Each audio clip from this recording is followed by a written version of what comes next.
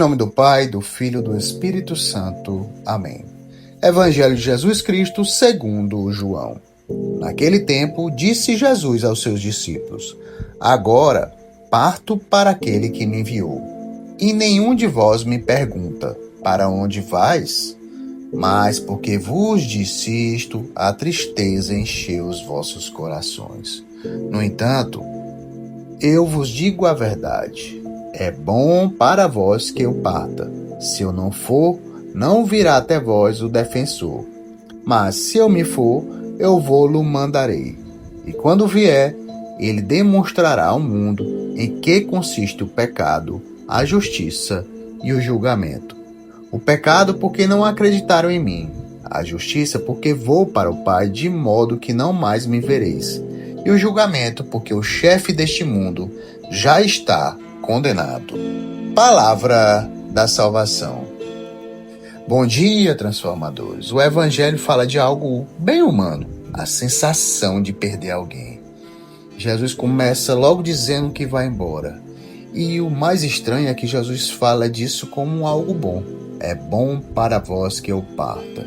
Mas como assim bom, se eles já estavam sufocados pela tristeza? O Evangelho mesmo diz que a tristeza encheu o coração deles.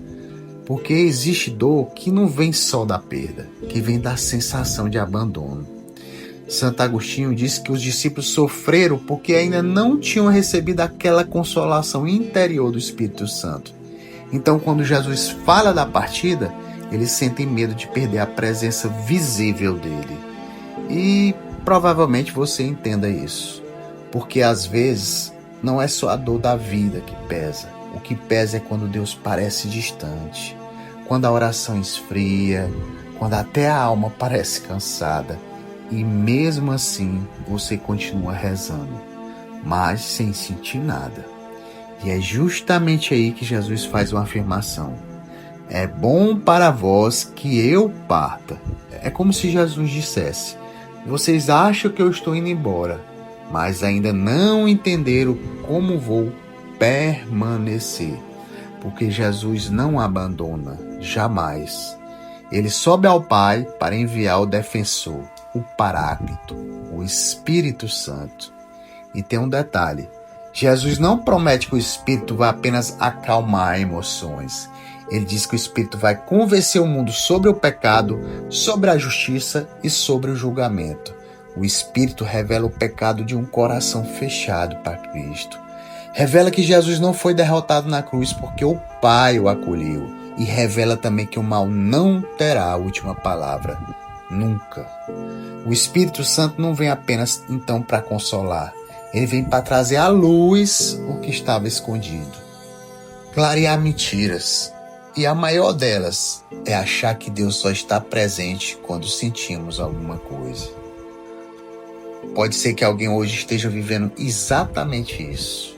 Uma oração cansada, uma fé sem consolo, um coração machucado, pesado.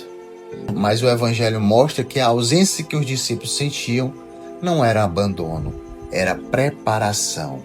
Porque Cristo iria voltar de outro modo. Não mais ao lado deles, agora dentro deles. E a primeira leitura de hoje mostra isso acontecendo. Paulo e Silas estão presos, feridos, acorrentados, e mesmo assim rezam, cantam, e não porque estava tudo bem, mas porque a presença de Deus não dependia mais das circunstâncias. E naquela noite, Deus abriu as portas da prisão. Pode ser que hoje as portas não se abrem imediatamente na tua vida, mas o Espírito Santo quer abrir algo dentro de você. A confiança, a certeza de que Cristo continua agindo, mesmo quando você não sente.